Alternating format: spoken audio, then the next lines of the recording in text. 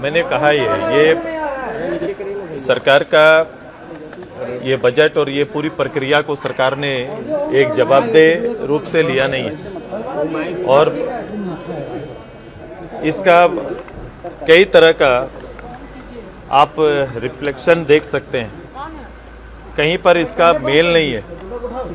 वो एक परिपाटी की तरह सदन और ये पूरे सिस्टम को ले जाना चाहते हैं। एक जवाबदेह व्यवस्था के तहत अगर होता तो ऐसी शिकायतें नहीं होती।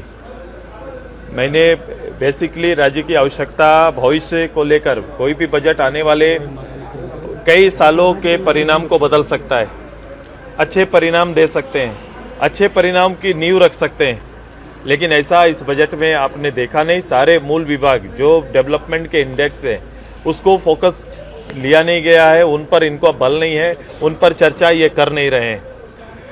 और जो भी टारगेट इन्होंने तय किया है योजनाओं का, वो टारगेट इनके सरकार की कार्यकाल से आगे का है।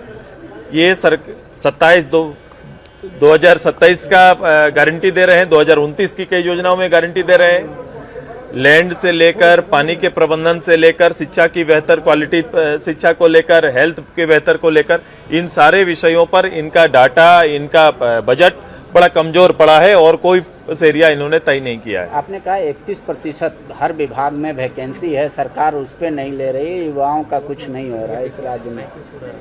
अलग अलग पद, मैंने कहा कि 2,48,000 से ज्यादा जो पद हैं, जिसको क्रिएट किया हुआ पद है सरकार का, जो डायरेक्ट गवर्नमेंट, सेमी गवर्नमेंट या फिर सहयोग से चलने वाले जितने भी हैं, इतने पद अभी भी रिक्त हैं। और उसमें से सबसे ज्यादा शिक्षा विभाग में तकरीबन 1.5 लाख पद शिक्षा विभाग का खाली है।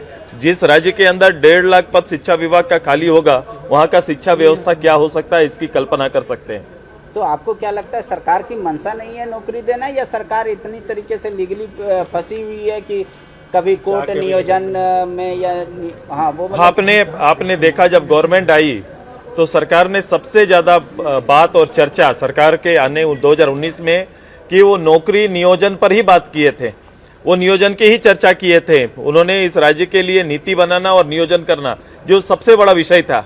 बीच के बजट में आपने देखा एक बजट वर्ष को ही उन्होंने नियुक्ति वर्ष के रूप में परिणत कर दिया था और इसकी चर्चाएं प्रारंभ कर दी थी। अंततः मैंने आज डाटा पढ़ा है, ये 8,000 से ज्यादा, 8,000 के आसपास का ये डाटा जो डायरेक्ट गवर्नमेंट और सेमी गवर्नमेंट में टोटल इतना ही लोगों को नियुक्ति सरकार दे पाई है ये 4.5 साल के बाद।